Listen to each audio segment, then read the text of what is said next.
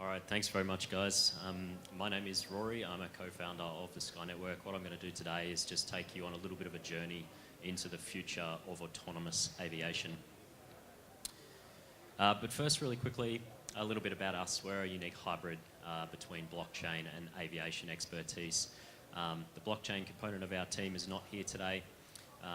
However, I have an aviation and Air Force background, and I've personally flown all kinds of aircraft from F-18s through to Airbus A320s. The aircraft on the right is the Heron UAS. It's an autonomous system that I was operating in Afghanistan recently. And what I was experiencing at that time was the integration of autonomous aviation with legacy manned aviation.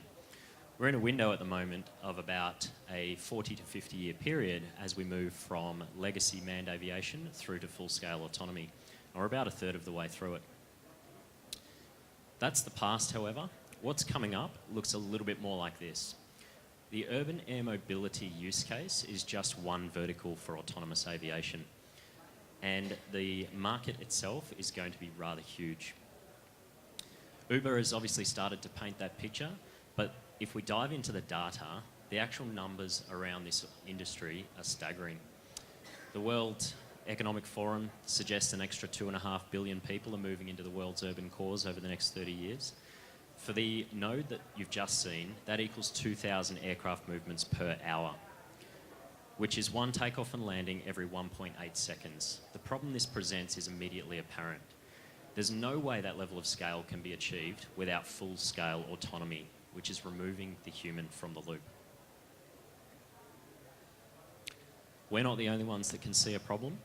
The world's aerospace giants are releasing their visions for the future as we speak.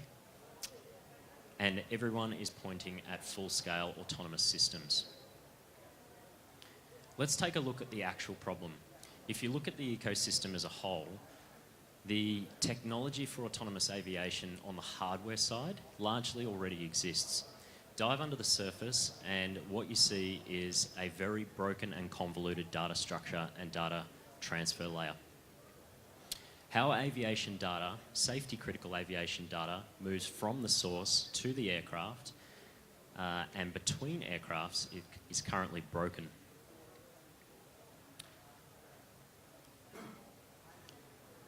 Data currently sits in centralized databases all around the world. There's no way of tracking provenance behind that data, and there's no way to verify the data truth. Those databases don't communicate with each other, and it's then distributed through a convoluted network of distributors, as I've just shown you.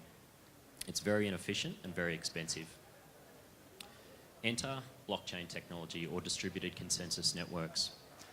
By creating a global single source of data truth, we can streamline data communications between machines, so aircraft can now communicate with each other.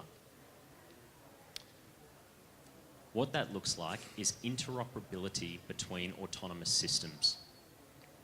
We can now have dissimilar aircraft communicating with each other without a centralized third-party coordinator. It's verifiable, resilient, and extremely scalable. However, we can't go from legacy aviation with humans in the loop to full-scale autonomy overnight.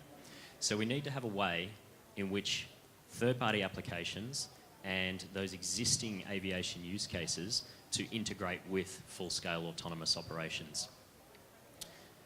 So the ability for third-party applications that exist today to solve the universal traffic management problem with drones exists. They can build on top of the network and communicate with each other as well as with autonomous aircraft. And of course, that means we can now have full-scale autonomous drone operations integrated with manned aviation and manned drone operations. And it all occurs through a single global source of truth. What it means is interoperable large-scale autonomous drone networks. Think Amazon drone delivery networks integrated with and operating in parallel to DHL drone delivery networks. Over time, obviously we'll prove the security and scalability of the network, And the urban air mobility use case that I talked about earlier can operate on the network as well. As you can see, the market is rather substantial. We're just at the beginning of what is to be an immense boom in drone operations. This PwC data was released up to 2 years ago, and it obviously doesn't include the latent market data and all those drone use cases that we haven't even thought of yet. Let's have a little bit of a look at what we're doing today. We've just returned from Germany, where we demonstrated our version 0.1 testnet. Over there, we started to produce aviation data from the blockchain and produced it on the Oz Runway's electronic flight board. That's an application that's used by general aviation, and the ability to show aviation or drone information to GA is extremely powerful in itself. What we were doing there, we were finalists in the World Aviation Blockchain Challenge, which was powered by Lufthansa, and we came out of that with a partnership with Lufthansa Systems, who organise data from aeronautical information service providers, aka governments, and distribute it to third-party applications like Oz Runways. What we're doing next is building our version 0.2 test network in partnership with Skybase, a New Zealand beyond line of sight drone hardware provider. In that demonstration, we're going to be showing how we can coordinate multiple drone activities in the same and dissimilar locations, coordinated by the blockchain. The technology itself is an adapted Hyperledger implementation, which is the Hyperledger project's been run by the Linux Foundation. It's extremely robust and it's getting a very strong community around it. The Hyperledger Fabric code base was contributed by IBM, and Intel is obviously putting a lot of energy in there as well. It's a very mature and viable technology, and there's very close relationships with the Ethereum Enterprise Alliance. So it's very strong ecosystem. A little bit about the team. As I said, I'm the aviation and aerospace expert behind our team.